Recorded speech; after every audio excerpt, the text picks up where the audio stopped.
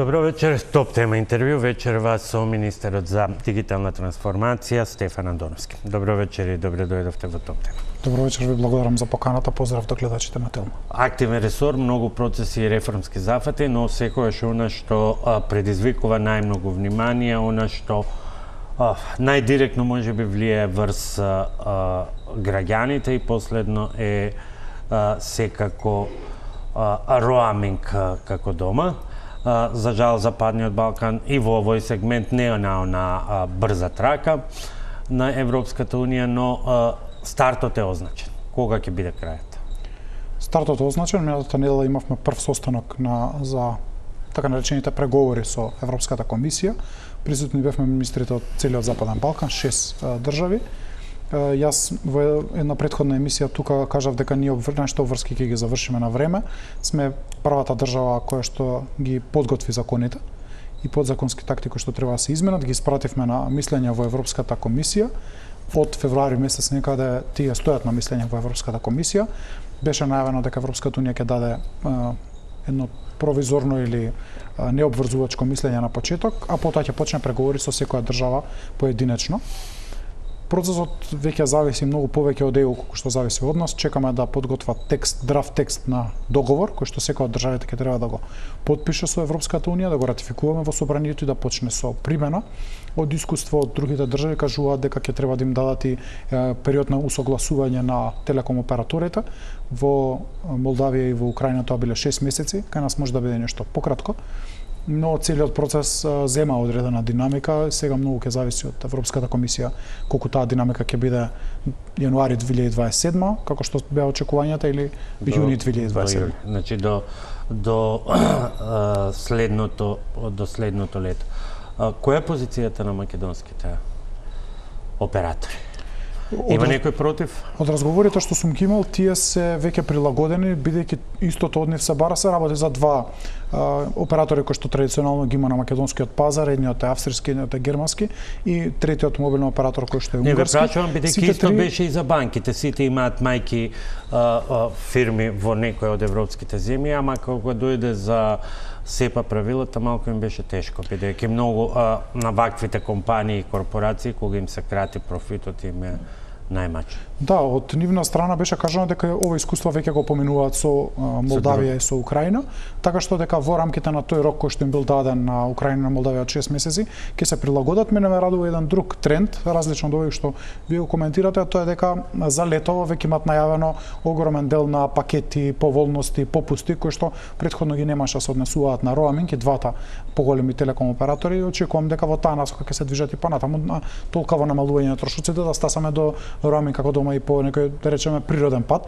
Одамна го најавуваме овој проект и намерно го најавував подолго време за да се направи определен притисок и кон операторите. Има слух од нивна страна, мислам дека ќе успеат во тој зададен рок да се прилагат. Има ли начин било кој АЕК или било кој да ги контролира на некој начин тие понуди, зашто повторно доаѓаме во една ситуација. Да, точно ги има тие поевтини понуди, меѓутоа се сепак поскапи или пак чудно многу побрзо се трошат отколку ако купите сим картичка на некој аеродром или било која друга дестинација каде што одите во летно време. Да, Агенцијата за електронски комуникација е регулатор на овој пазар и може да ги следи, има механизми на следење на понудите, на вистинитоста, на потрошените потрошениот сообраќај во роаминг, и второ Комисијата за заштита на потрошувачите или Сдруженијето за заштита на потрошувачите исто така може да се обратат граѓаните и кон нив. И има вакви случаи каде што граѓаните се жалат, најчесто тоа се за роаминг кога сте во државата, по некој автоматизам телефонот се префрлил на странска мрежа или пак на зголемена потрошувачка на роаминг во странство, но ги разрешуваат случаите и АЕК и комисијата, така што тоа се двете адреси на кои што граѓаните можат да се обратат. Во едно од претходните гостувања најавивте дека ќе функционира и практично ако се одеше по план, денеска требаше да разговараме како функционира и како дополнително треба да се унапреди дигиталниот паричник. Многу нема. Зошто? Да, во право сте. Јас на едно гостување тука кај вас зборував дека од март месец ќе започнеме да го користиме дигиталниот паричник. За жал, поради одредени институционални слабости во институциите со кои што соработуваме, една презафатеност на институциите, не успеаме да добиеме податоци за личната карта, возачката дозвола по електронски пат, а тие ни се суштински важни за да може да ја верифицираме возачката дозвола и личната карта на секој од граѓаните. Разгледувавме паралелни опции да наместо личната карта издадеме потврда од Централниот регистар на население за податоците од личната карта, но тоа е едно хибридно решение кое што би било повторно тест со кој што не сме задоволни. Велите институциите, единствена институција која што ги има овие податоци е МВР и со нив треба да се мрежи. Каде е проблемот, бидејќи ова во што е недоразбирањето? Бидејќи ова е треба да биде паричник на граѓаните. Ова не е ниту паричник на Министерство за дигитална трансформација, не е па ниту на МВР. Значи, тоа е една нова алатка која што ќе ја користат сите граѓани. Што е проблемот? Не мислам дека е недоразбирање, мислам дека се работи за техничко прашање во смисла на колку капацитет имаат технички институциите да одговорат на ова барање, дали ако во денот имат 1000-1500 повици кон таа база, таа може да одговори или потребна дополнителна некаква надградба на таа база и кои се безбедните начини на размена на овие информации. Знаете дека двете институции веќе се закачени на платформата за интероперабилност, повлекуваме ние податоци, ние повлекувавме во тест фазата. Граѓаните знаат и личната карта и возачката дозвола имаше податоци кои што беа вистинити, но ова бара поголема префинетост, поголема точност, поголема безбедност и очекувам дека во многу краток период во наредниве месец-два ќе успееме да ги спогодиме овие податоци, затоа што ние веќе ги влечавме податоците во тест верзија, да ги влечеме податоците на продукција и да бидат сигурни граѓаните дека тоа се точни податоци. Ние меѓувреме она што го планиравме да биде надградба на апликацијата го работиме и ќе биде дел од првата верзија, тоа е леерот или подлогата за плаќање, која што веќе работиме со еден наш партнер општествено одговорна компанија и уште еден леер, а тоа е верификација за граѓаните да имаат податоци од својата слика и подпис во самата електронска верзија. Тоа ќе го направат сами со фотографирање на личната карта и биометриско фотографирање нивно за да го потврдиме идентитетот. Така што она што го зборувавме минатиот пат во емисијата за биометриско верификување на идентитетот на граѓаните, ќе го имаме во оваа фаза на апликацијата кога ќе го добиеме контактот и со МВР, наместо да чекаме една година за да имаме и оваа погодност. И ќе имаме малку повеќе услуги од тоа што ги планиравме, наместо 2 во стартна форма ќе имаме 4 услуги на апликацијата. Тоа станува се поактуелно и прашање доколку тоа се оствари, можеби во иднина би можело да се премини на некоја фаза на размена на тие податоци со Шенген центарот на Европската унија или други механизми, бидејќи препроблематично станува овие нови процедури кои што се наметнуваат за влез во Европската унија. Да, тие ќе се однесуваат повеќе на пасошите, но наша обврска од реформската агенда е до крајот на 2027 да бидеме целосно интероперабилни или поврзани со европскиот дигитален паричник и на оваа апликација да ја додадеме електронски подпис, што значи уште една надградба која што не чека во периодот кој што следи. Што поскоро успееме да извадиме апликацијата, тоа побрзо ќе ја користат граѓаните, тоа повеќе простор ќе имаме за да се поврзаме со европскиот дигитален паричник. Колку ова ќе бара и промена на законската регулатива, бидејќи не е суштината не е да ги имате само во мобилен, туку да бидат признаени. Ние минатата година направивме измената во Законот за електронска идентификација, значи Законот за електронски документи, електронска идентификација и доверливи услуги, каде што за прв пат утврдивме што е тоа дигитален паричник. И таму стојат информациите дека тоа и личната карта и возачка дозвола во електронска форма.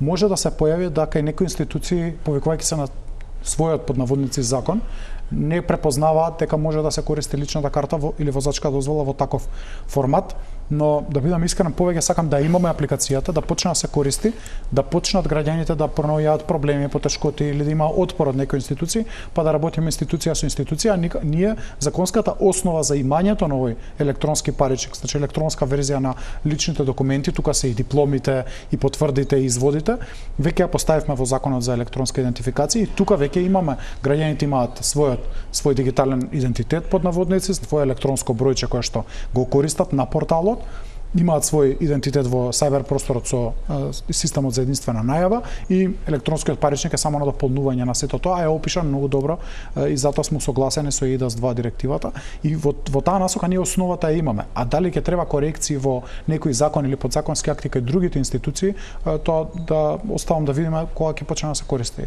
Зошто само притисокот би рекол ги решава проблемите, така беше и со голем дел од оние документи кои што сега се добиваат во електронска форма и тука стартот беше сосема идентичен.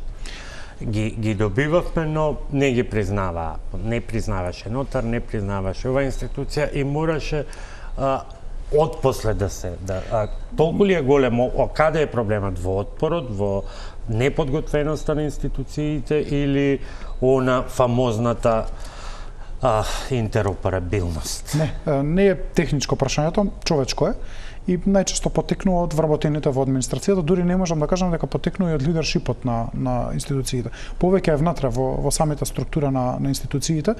Една интересна синтагма која што понекогаш се слушам, вели ај ние сега ќе се дигитализираме, ама на луѓето ќе им кажеме пак на хартија да ни ги носат податоците. Тоа е менталитет, тоа е култура на ние си работевме вака до сега, зашто сега ни менувате. И тоа е нешто со кое што јас мислам дека се соочуваме само ние како држава или само јас како министерство, но таа промена на култура е иста на секаде, било која држава која што се трансформира на ист начин се справува со тоа, па дури има измислени, скреирани нови работни позиции, така наречен change management или управување со промени.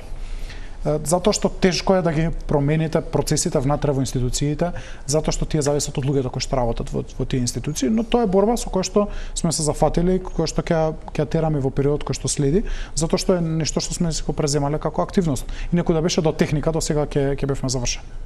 Затоа и ќе речам само бидејќи требаше да бидат повеќе 326.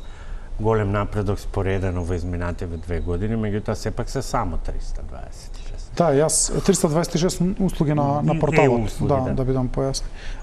Да, ние почнавме со бројка од 130 ми се чини, 2024 година. Сега подготвуваме отчет за 2 години влада, па точно ќе ги имаме и податоците. Да, јас би сакал да бидат и 400, 500. Нас обврската до јуни следната година и со реформската агенда да стигнеме до 400 услуги на порталот. Мислам дека ќе успееме да стасаме. Се работи за многу од тие процеси е во тек и очекувам десетици услуги како што и најавив за оваа година да излезат, да бидат публикувани. Дел од нив се во тестирање, дел од нив се во проверка, но можеме и многу подобро. Сепак за ова зависимо од секоја институција поединечно. Таа институција треба да определи средства, буџет и луѓе кои што ќе сакаат овој процес да го истераат до крај. Ние стоиме на располагање, јас коментирав и во една емисија минатата недела, сите ресурси се тука. Сите системи постојат, не треба да се измислува топла вода, не треба да се купува ништо посебно, не треба да се плаќаат средства на надворешни компании, треба дедицирани ресурси за развој на електронски услуги и желба тоа да се направи, но за ова веќе зависиме од останатите институции. Тие кои што имале таква желба, имаме дигитализирано огромен процент од нивните услуги, Агенција за храна и ветеринарство например, а тие институции кои што имаат помалку амбиции, кога ќе стигнеме во фаза да не зависи од волјата на институциите, односно да имаат помалку амбиции или да имаат помалку средства, бидејќи ако немаат амбиции, ако немаат средства, се на крајот зависи од тоа колку испланирале и колку успеале да се изборат пред Министерството за финансии. Да, но видете, тие што го ставиле како своја амбиција дигитализирањето на услуги никогаш не биле закочени од Министерството за финансии. Тука треба да идеме до крај честни. Јас не сум видел ни еден случај каде што ставка на буџетот за дигитализација, за развој на нови услуги била скратена. Нема таков пример. И тука вината е секогаш кај институцијата која што сака или не сака да го направи вистинскиот чекор, во смисла тие можеби и сакаат, но не им е приоритет оваа година тоа да го направат. Ако не им е приоритет, тогаш тоа мора да го кажуваме сами со презиме. Да го преформулирам прашањето, што е она што треба да произлезе како некаква стратегија во која ќе се знае дека тоа е обврска. Можеби од некаков план или програма, за да не доаѓаме во ситуација да едно министерство условно форсира процеси за кои што или нема разбирање, или нема спремност, како што велите, кај одредени институции, иако ресурси колку толку има. Оно е персоналниот е малку критичен, меѓутоа. Да, се согласувам и ресурсите, но јас би бил задоволен ние да стигнеме до максимумот на ресурси, да не може постигнеме како министерство да ги обслужиме сите, па тогаш да зборуваме во емисијата зошто Министерството за дигитална трансформација доцни не одговара на некој барање на некоја институција која што толку многу сака да се дигитализира, а ние та не враќаме на мејл затоа што не може да стасаме затоа што немаме доволно луѓе. Во даденава ситуација повеќе е прашање на приоритети на конкретните институции и ние правиме да напор во моментов, а тоа е детектиравме во кои закони се бараат изводи од матична книга на родени, венчани и умрени, каде што ќе ги предложиме ние тие промени во влада, промени на закони или подзаконски акти, за тие да се заменат со повлекување на информации по службен пат. И тогаш веќе нема да се бара документот извод, туку секоја институција по автомат, по дигитален пат, по електронски пат ќе се ги бара тие податоци електронски. Ова ќе го правиме и со другите ресори и со другите услуги, но потребен е импулс од страна на сите институции. Зашто вие тоа да не го направите, зашто сите да не се направат нови анализи? Веднаш ќе ви кажам за оваа постапка, за да не се случува тоа, постои од 2014 година подзаконски акт, фамозниот едношалтерски систем на МВР, кој токму за овие документи не бара да бидат физички однесени. Вие денеска не можете да извадите ниту пасош, ниту нова лична карта, доколку на шалтерскиот службеник не му ги доставите. Едноставно и интерниот правилник на Министерството не се почитува. И затоа има XY објаснувања од безбедносни причини, поради обиди за... Мислам дека едно е објаснувањето, баш тоа и сакав да го кажам. МВР има проблем што овој систем кој што го користи за издавање на лични карти и возачки дозволи е стар повеќе од 15 години. И сега се прават напори да тоа се обнови и се надам дека ќе успе. Тие работеа и на физибилити студија за овој дел, затоа што тоа софтверско решение не дозволува надградби, на ефтини надградби кои што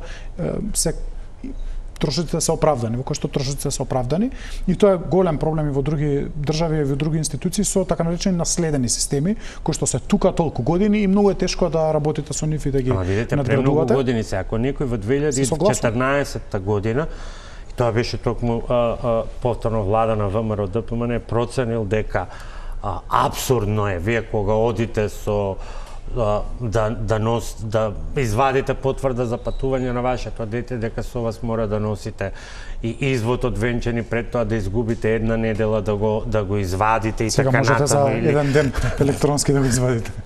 Но повторно треба да го извадите, а тука во самиот правилник пишува сите документи се обезбедуваат по службена должност. Веројатно во тоа време требало да се трча од во матично да се проверуваат документите, меѓутоа времењата се... Сега ние завршивме голема работа со тоа што сите овие потребни основни документи, изводот од државјанство, сите изводи, матична книга на родени, венчани и умрени, се веќе електронски достапни. Како за граѓаните, така и за институциите. Што значи дека со обичен веб сервис, секоја институција во својот систем може да ги повлече овие податоци кои што ги кажуваме кои што се најкористените. И второ, не мора да повлече од извод од родени, може да повлече од централен регистар на население, од нашиот регистар. И тие податоци веднаш да стојат на располагање. Ако може тоа го прават приватните компании како што се банките и телеком операторите, може и било која друга државна институција. И тогаш исчезнува она фамозна тешка обврска, извод не постар од 3 или 6 месеци, или пак да морате постојано да вадите некој вид на документи, но ова е обврска на институциите која што ние сега ќе ги притиснеме со измени на законите да ја направат. Јас сум свесен дека можеби нема толку познавање во институциите, нема толку човечки ресурси и така натаму, но ова е приоритет на владата, затоа постои ова министерство, затоа е донесена стратегијата за ИКТ развој и заради тоа мораме да ги реализираме веќе. Имате ли анализа колку реално од веќе дигитализираните услуги запнуваат на вакви проблеми, на дополнителни документи, па ја прават и таа дигитализирана постапка не баш дигитална? Одиме обично чекор по чекор кога дигитализираме некоја услуга кај нас, а тоа е и на оптимизација на таа услуга. Значи, ако се барале 4-5 потврди, гледаме кои од нив може да се обезбедат електронски по службен пат и на тие ги скратуваме чекорите. Кај некои постојат, еве например сега ги развиваме услугите за лиценци во Министерството за економија. Имаше една дебата дали може да се закачи по автоматизам тековна состојба од централниот регистар и како тоа технички да го изведеме да може да се закачи, а да централниот регистар приходува затоа што таа ја издава како документ. Така што имало дискусии на вакви, но сепак кога услугата е дигитална, многу е полесно и да симнете некој електронски документ од некој друг портал па да го закачите, отколку да треба пешки да одите по шалтери и да ги барате. Ги споменавте лиценците, докаде и во кои се сектори ќе се оди, бидејќи се наметнува едно прашање. Честа е темата околу лекарски грешки и така натаму, па кога се отвори дискусијата околу лиценците, прашањето беше ќе се однесува ли таа на здравството и до која фаза тука може да се оди и да биде опфатено, бидејќи некогаш во некои сегменти можеби и не е добро се да биде. Јас во оваа емисија го ветив овој проект и работевме напорно и сега е реализиран. Кај нас во Министерството ги имаме сите лиценци кои што ги даваме, тоа се електронски подпис, печат, времен жиг и така натаму. И овие лиценци ќе се следат во реално време.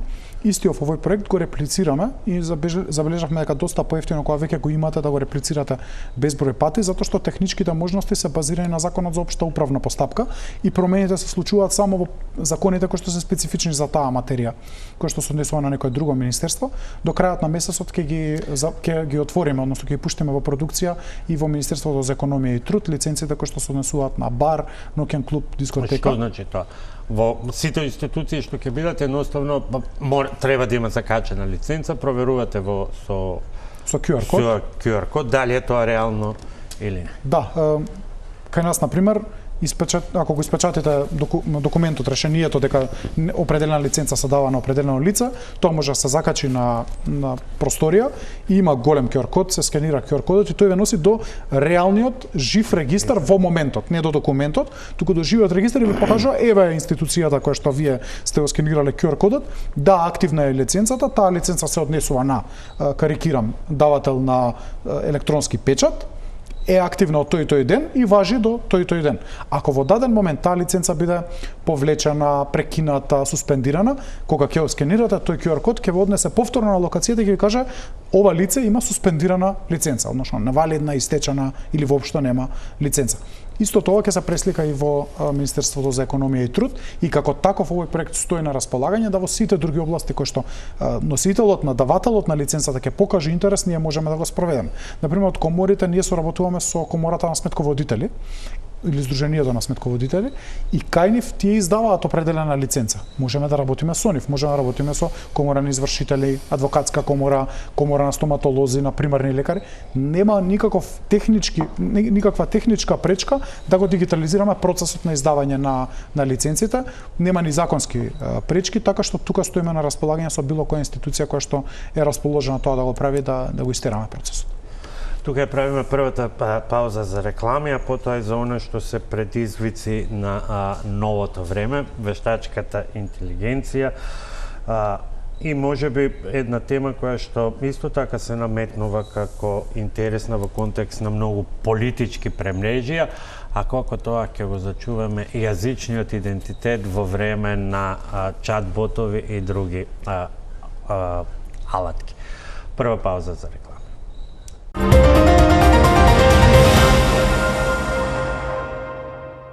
Министре, за да го заокружиме оној прв дел околу услугите, постојано се поставува и прашањето како до баланс. Барањата на младата генерација, барањата генерално на потребите на новото време, но и навиките и статистиката која што е реално сурова, тоа е дека Македонија има реално висок процент на старо население, а тоа потенцијално значи и поголема или дигитална неписменост или помалку отвореност кон овие нови алатки.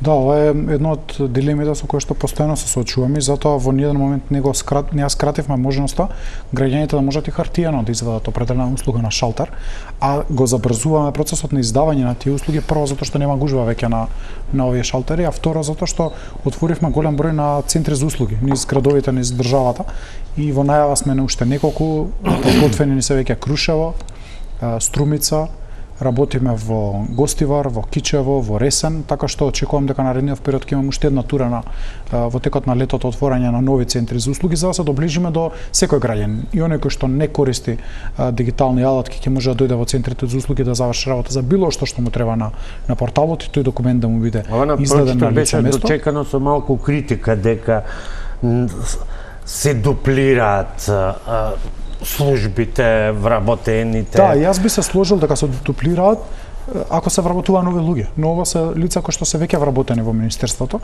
Најчесто тие работеле порано во или проектот компјутер за секое дете или пак проектот за интернет клубови низ државата и долго време работеа на испомош на општините и на училиштата во општините. Сега ги прибираме во наши канцеларии и работат на услуга на граѓаните. Можам да кажам дека сите нови центри кои што ги отворивме одлично работат и постои интерес кај граѓаните, кај некој повеќе, кај некој помалку, но ги става овие градови на мапа да можете да си завршите работа, да извадите 5-6 документи, не сакате да користите портал, немате дома компјутер или смарт телефон, немате интернет или не знаете како се користи, имате можност тоа го направите во центрите и ќе продолжиме да ги развиваме тие центри затоа што на крај тие ќе станат едношалтерски систем или one stop shop каде што сите услуги кои што ги нудиме, а тоа се зголемува како се зголемува бројот на таквите услуги, така ќе се и тие ќе се дигитализираат, а и ќе бидат достапни на граѓаните хартијано во центрите за услуги. Не престанува, односно се почесто и со разни примери се актуализира потребата од регулација на вијалатките и на различни платформи. Различно во секоја земја, во зависност од тоа која со каков тип на инциденти или предизвици се соочува. Вие се уште држите еден генерален став прерано. Па да. И треба да се види дали треба и како.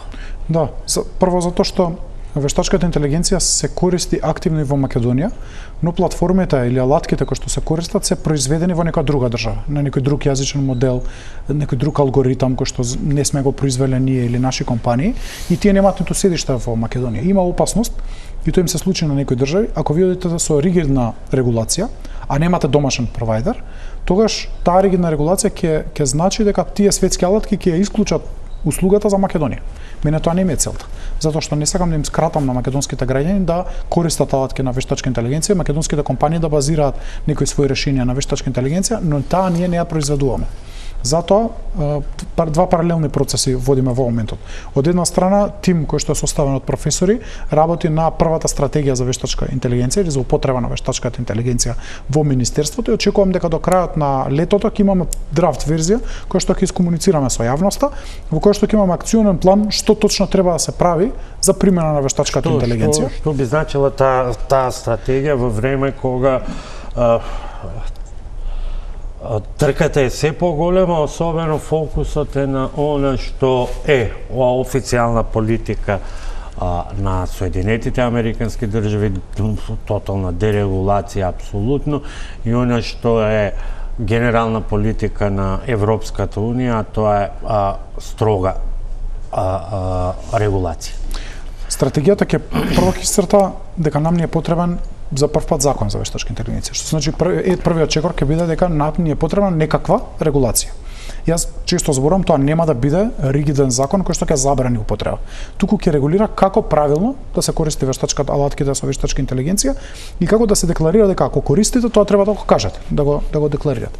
Вториот аспект е ние дефиниравме кои се области на кои што треба да се фокусираме, кои што примарно на државата и се потребни. Дали е тоа јавна администрација, здравство, производство на храна или земјоделие, култура и така натаму, и овие области ги разработува стратегијата подетално. Законот ќе каже до кој екстрем ќе одиме, дали повеќе ќе се насочиме на тоа да поттикнуваме само иновации, да не се грижиме за другите аспекти, или ќе одиме на другиот екстрем кој што беше со Европскиот AI Act или Законот за вештачка интелигенција на Европската унија, кој што отиде на прилично цврста регулација, казни, прекршачни одредби и така натаму. Мој став што од почетокот е дека не треба да ги фаќаме двата екстреми до крај. Прво треба да тестираме да видиме каде сме, па потоа да видиме што можеме да регулираме. Затоа што можеме да кажете што со тек на времето може да бидеме принудени да се усогласиме со таа европска регулатива како што сме тоа сега мораме да се усогласиме во однос на регулативата за медиуми, иако очигледно ако се гледа примерот на Србија, па можеби и не мора. Спомнат беше веќе Законот за вештачка интелигенција во претходниот извештај на Европската комисија за Македонија, за напредокот на Македонија, но од тогаш до денес и Европската комисија направи неколку чекори назад со законот, што значи одложи примена на неколку клучни одредби и мислам дека дел од одредбите ќе се релаксираат.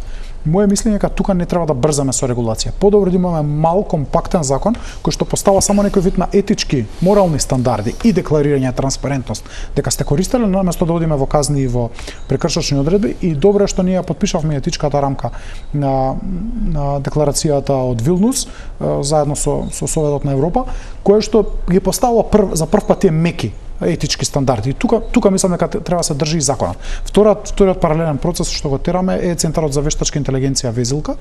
Проектот започнува да се реализира. Наредната недела во среда ќе имаме отворање за започнување со проектот. Неколку пати сте се обидели, меѓутоа мислам дека многу прашања има околу таа Везилка, можеби и затоа што и така на почетокот беше силно најавувана како некаков голем европски проект во и за Западниот Балкан и Македонија. Што ќе значи Везилка, и да пробам да го поврзам со едно друго прашање, се претерували секогаш кога наедна се отвара таа тема за користење на вештачка интелигенција, па на пример во образованието, бидејќи за да ја користите реално, предпоставките дека треба да имате многу солидна дигитална база. Прашање кој што, например, во областа на образованието ние и баш го немаме, бидејќи интерактивноста на наставниот процес што го имаме запишано во учебниците не го подразбирала низ годините наназад тој дел. Ние немаме голем јазичен модел на македонски јазик. Што значи тоа? Немаме доволно дигитализирана литература на македонски јазик. Од каде што некоја алатка базирана на вештачка интелигенција, еве ќе земеме ChatGPT најпознатата во моментот, ќе влече македонска граматика, македонски зборови, лексика, лексикографија, конструкција на реченици, и второ, ќе влече историја, култура, наративи, како одговара на определено прашање. Првиот елемент на проектот Везилка е токму тоа, да дигитализираме јазичен корпус на македонски јазик и да имаме голем јазичен модел на македонски јазик. Ако вие напишете денеска на било кој од овие алатки, на Gemini, на Grok, нешто на македонски јазик, тоа се преведува на јазикот на моделот, информациите се собираат и се публикуваат на јазикот на моделот, па потоа се преведуваат на некаков македонски јазик. Зошто зборам некаков под наводници? Затоа што тој македонски јазик не ја влече или не доволно има од каде да повлече база на дигитализирана литература на македонски јазик. И првата задача на Везилка е да создаде голем јазичен корпус на македонски јазик, кој што потоа ќе го дава како open source решение и на сите овие големи други јазични модели. Од што министри во кои сегменти, бидејќи на пример проблем кој што ќе кажем јас сум го воочил прелистувајќи закони и законски регулативи, едноставно вие немате, условно да кажем, државна дата база. Најточната дата база на закони, подзаконски акти, знаете колку е тоа битно со ние се менува зборот, тој гласи, тој нема пречиста текст. Најпрецизната база на закони е приватна иницијатива. И тука морате да се претплатите за одредени информации, дури да го видите сватија како се, дека не треба да одат до крај со името на службен весник, бидејќи ќе го земете од кај нив, па ќе одите во бесплатната база на службен весник, па сега ги крие.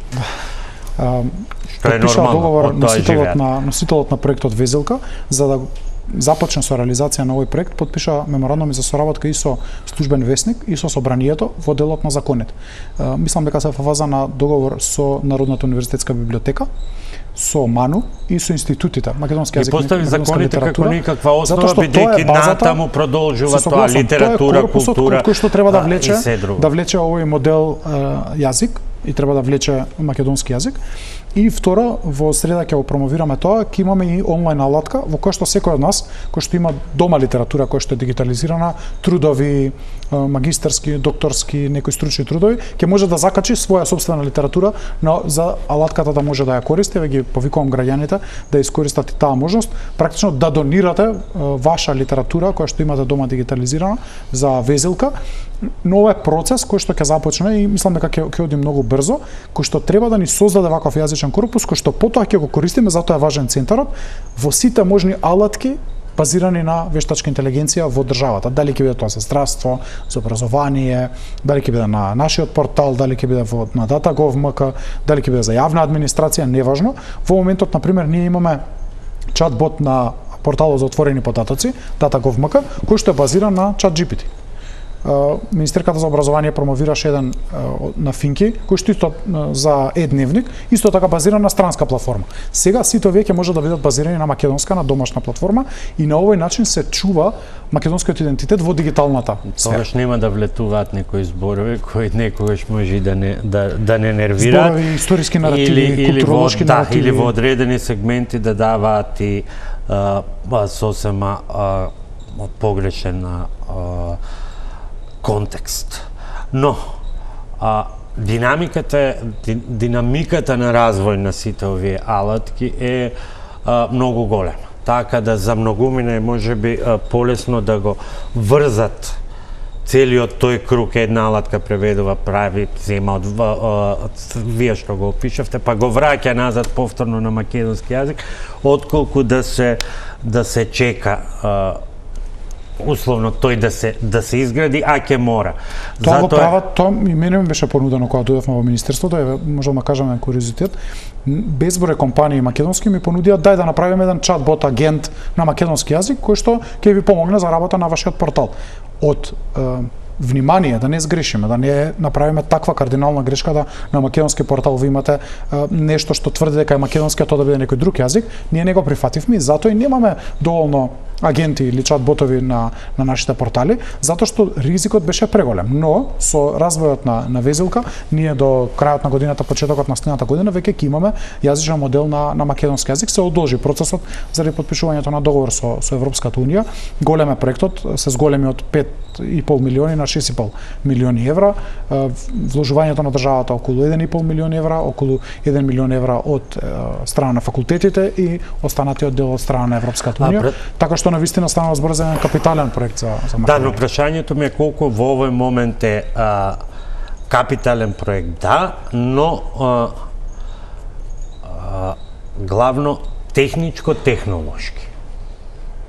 Каде е мобилизацијата на сите институции, културни, образовни, просветни, научни, буквално на сите кои што можат да го дадат својот придонес во она што сами рековте. Одбрана на македонскиот, бидејќи тоа е нели многу актуелно, на македонскиот јазичен идентитет во ера на вештачка интелигенција, затоа што сега сите соочени со некакви проблеми, некога сме во дилема дали тие недостатоци некогаш не принудуваат секој сметајќи дека ќе добие подобра услуга, директно да си го преведи или директно да комуницира англиски, француски, германски, кој зависно кој јазик го познава доволно. Мислам дека од почетокот на проектот во следната недела многу ќе се забрза динамиката и ќе се види учеството и на другите институции. Финки детерминираше 5 приоритетни области. Тоа се земјоделие, култура, јавна администрација, енергетика и здравство. И очекувам дека во овие сектори за прв пат или најбрзо ќе се почувствува влијанието на проектот Везилка, а учеството на научните институции кои што се занимаваат со изучувањето на македонскиот јазик и литература ќе биде исклучително значење затоа што тие ќе придонесат во градење на корпусот, а тоа ќе почне веднаш, а потоа очекувам дека кога Везелка ќе биде готова како модел, таа ќе се изложи, ќе се употребува во сите овие области и ќе биде отворена за користење и од приватниот сектор. Затоа што во проектот има една цела компонента на обуки или соработка со приватниот сектор за развој на алатки за нив, кои што повторно ќе бидат базирани на овој јазичен модел. Жал ми е што ние влеговме, кога ја преземавме владата, немаше подготвено некаков проект што се однесуваше на ваков јазичен модел, туку едно решение од минатото, така наречениот асистент АДА, беше базиран на некои странски модели кои што недоволно беа ажурни, недоволно точни и навистина немаше никаква логика да се користат модели кои што не ви одговараат на точен македонски јазик или ги немаат сите податоци кои што ви се потребни и многу мал корпус на податоци беше дигитализиран. Кога тоа е фокусиран на прашања кои што се однесуваат на административни или законски процедури, при тоа немате нема од каде да повлече, нема база. Никаква дигитализација на вкупната регулатива, освен во случај тоа беше тие закони со кои што АДА требаше да работи, само тие се и но немаше никаков граматички контекст како да ви одговори на прашањето. Не знаеше да ги препознава дури ни прашањата кои што беа поставувани, туку беше фиксирана на неколку промптови, на неколку готови зададени прашања. Во ред, некој се потрудил, малку повеќе пари потрошил од што би требало, но тоа е друго прашање. Сега веќе со поврзувањето и со службен весник и со собрание, овој јазичен модел ќе има сериозна база позади себе, но полнењето на таа база ќе зависи од сите нас и јас се радувам што успеавме да го дотераме до крај проектот да биде одобрен и подпишан со Европската унија, а сега да влеземе во негова реализација, придобивките ќе ги гледам. Тоа сум сигурен. И вие повторно сте одговорни за она, јас ќе го наречам техничко-технолошки дел, но во оној другиот дел, кај полнењето, да поедноставиме, голем дел од проектите стојат или се спроведуваат под назнака со донации. Затоа ми беше прашањето кога едното ќе биде би рекол компатибилно со другото, во смисла и одредените други ресори, нека бидат образование, нека биде култура или здравство, да имаат своји обврски со конкретни таргети, бидејќи особено дигитализацијата се чини дека покажува ако се остави на едно тело носител, другите знаат чекајќи некој да ги понесе, да ги заборават, да ја заборават со своите обврски и само иницијативност. Со стратегијата за употреба на вештачка интелигенција има акционен план. И тој акционен план ќе биде многу конкретен, која институција има каква обврска, до кој рок и со колку средства. И очекувам дека таму ќе успееме да потурнеме институции кои што се од овие 5 приоритетни области да се насочат во овој правец. Сите се свесни дека со употреба на вештачката интелигенција во администрацијата се забрзува и станува многу поефикасно работењето со сите овие алатки кои што стојат на располагање. И се надевам дека кога ќе имаме таков модел и ние ќе го предложиме, ќе се закачат институции кои што ќе бидат свесни дека на тој начин можат подобро да работат. Многу е тешко да барате од некој да користи алатки на вештачка интелигенција да ни нудите модел кој што навистина функционира. Сега со Везелка ние нудиме модел кој што вистински функционира, ќе го презентираат професорите и во среда и со тоа веќе ќе имаме конкретно нешто на кое што сите треба да работат потоа да го користат. Заради тоа и не брзавме со стратегијата да дојде пред Везелка, ниту со законот да дојде пред Везелка. Овие процеси ги тераме паралелно и се надевам дека во септември кога ќе излеземе со стратегијата, точно ќе имаме дефинирано дека Министерството за здравство треба да предложи 5 проекти кои што се базирани на вештачка интелигенција, а ќе се однесуваат на забрзување на процедури, наоѓање на термини. Сега карикирам затоа што Министерството за здравство има министер кој што е од оваа област, па можам да кажувам затоа што работат и на проекти за дигитализација и очекувам дека на тој начин ќе функционираме и во другите институции. Тука правиме уште една пауза за реклами, а потоа бидејќи влегуваме во деновите на одбележување на 2-годишнината од стапувањето на должност на владата на ВМРО ДПМН и Вреди и малку за она што е направено, што може да се очекува во најавената реконструкција.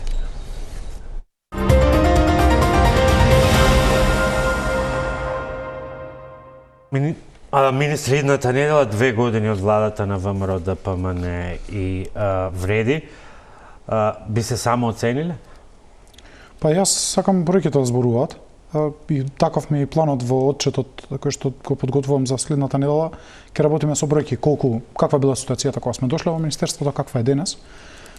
Мислам дека имаме она што никој не може да го оспори се резултатите од реформската агенда. Па мислам дека и други аспекти. Реформската агенда е 30 јуни е блиску. Ние ќе обезбедиме нови 16,9 милиони евра од реформската агенда.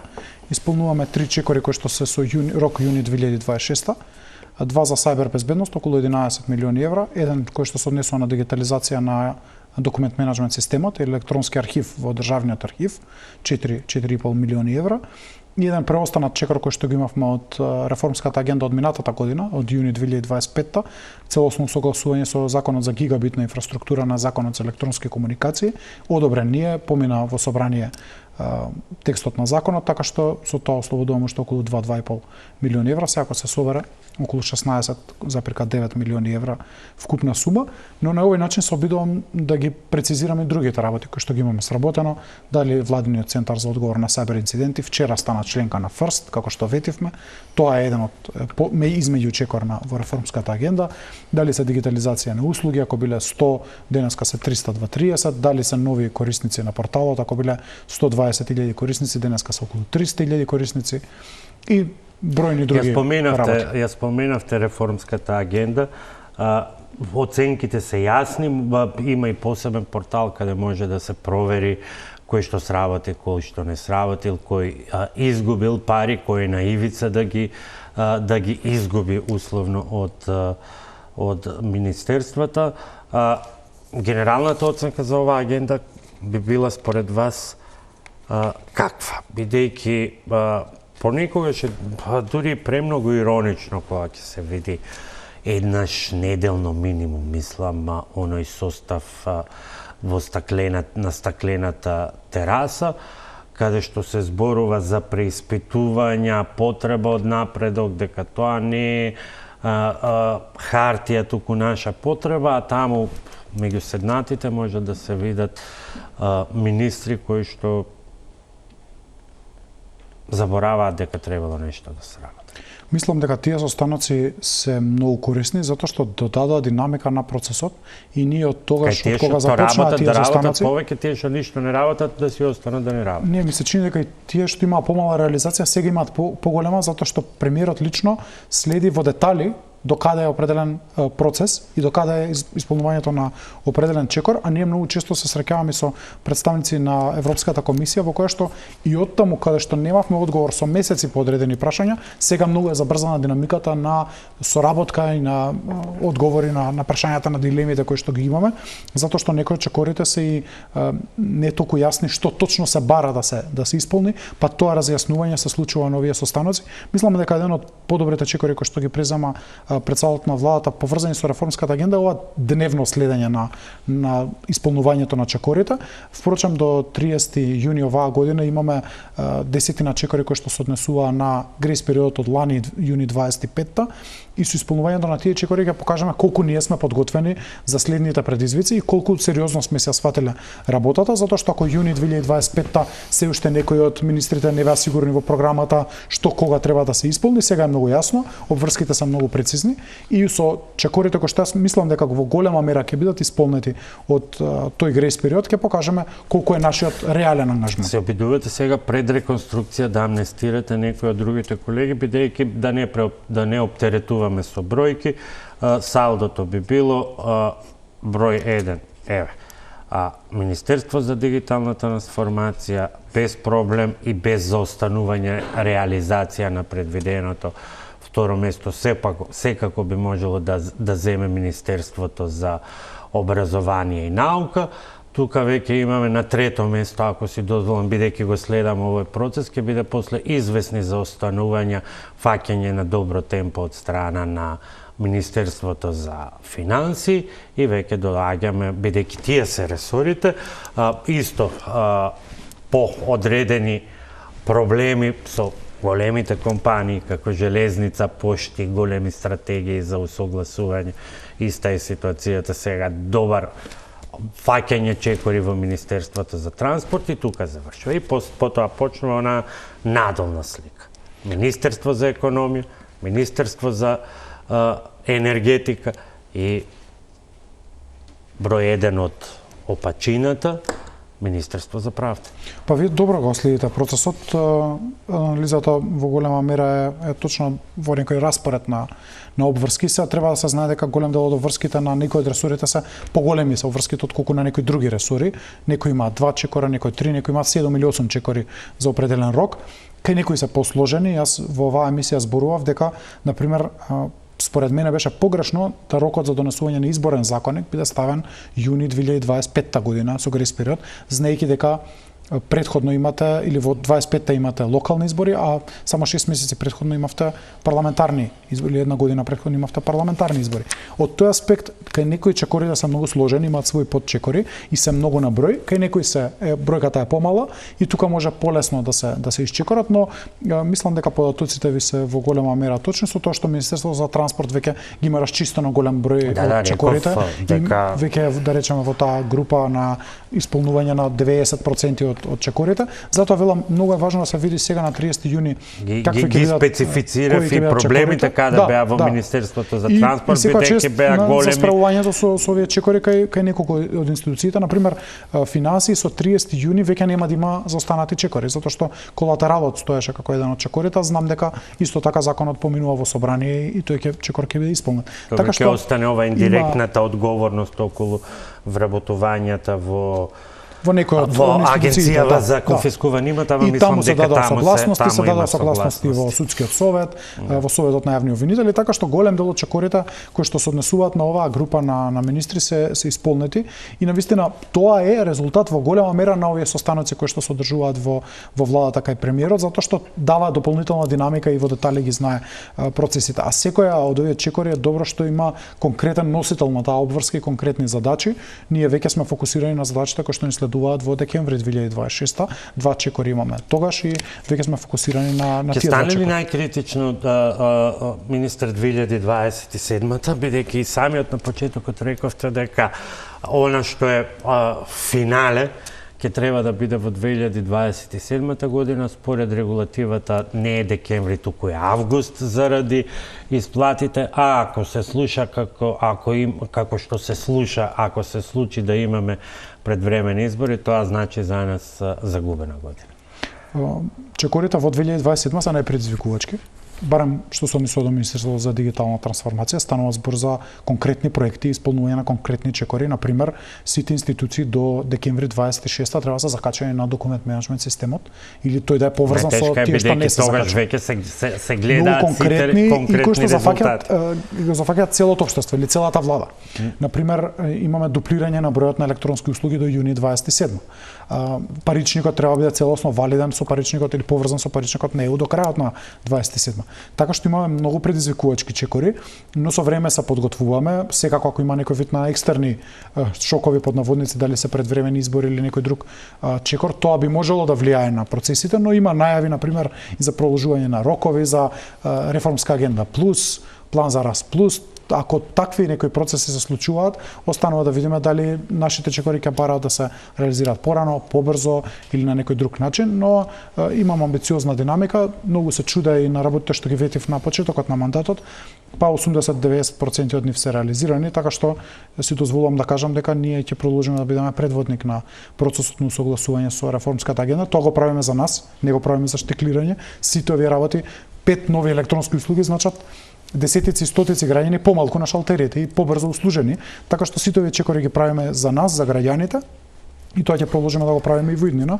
И мислам дека на крајот на 27 кога здравје Боже ќе дојдам пак на интервју, ќе можеме да дискутираме до каде сме стасали, можеби 1-2 чекори ќе ни ако нема избори, ако има избори може многу работи да се сменат, односно можеби ќе означуваме иста функција, втор мандат, како ви дошла. Што може да се очекува од реконструкцијата, бидејќи малку специфична е таа.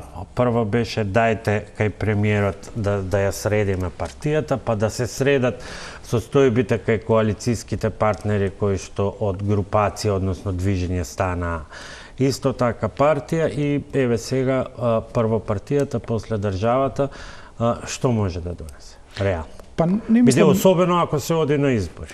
Ова е прашање за председателот на владата, кој што тој најточно може да го одговори, но не мислам дека е прва партијата после државата, иако така може би звучеше заради тоа што ние правевме на реконструкција внатре во партиските органи и тела, но тоа е важно затоа што оттаму излегуваат кадрите кои што потоа се на државни функции. И нормално е да имаме некоја реорганизација внатре за да можеме да ги понудиме тие кадри во владата.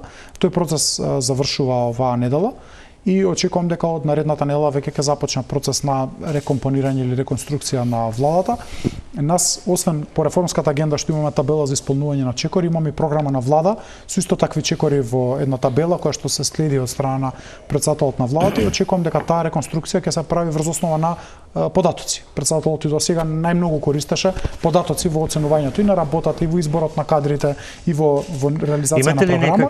И мислам дека на тој начин ќе се случува и реконструкција. Што може да се очекува, дали ќе се оди само на, дали ќе има можеби замена на ресори, во кој правец што би се одвивало, бидејќи веројатно не се влегува идната недела без однапред подготвено сценарио. Мислам дека ќе има извршен комитет на кој што ќе се дискутира форматот, рамката, начинот, принципите на кој што ќе се води овој процес, но овој период е посветен и од страна на председателот барем од тоа што можам да забележам на сондирање на резултати, на мерење на резултати на поединечни сектори, поединечни носители, раководители на функции, исполнување на чекорите од програмата на владата, во која мера се исполнети, на кој начин, закони, подзаконски акти, делот на реформската агенда, делот на проекти во реалниот сектор. И од сите овие сондажи, мислам дека ќе излезе една рамка која што ќе се дискутира прво во органите и телата на ВМРО-ДПМН и потоа како извршен комитет со таа рамка ќе излеземе во дискусија и со нашите коалициони партнери и на тој начин председателот ќе може да формира целосната слика, но тоа очекувам да биде од следната недела. Ви благодарам што вечерва бевте мој гостин. Благодарам многу на можноста. Вам почитувани, ви благодарам на вниманието, останете со програмите на Телма.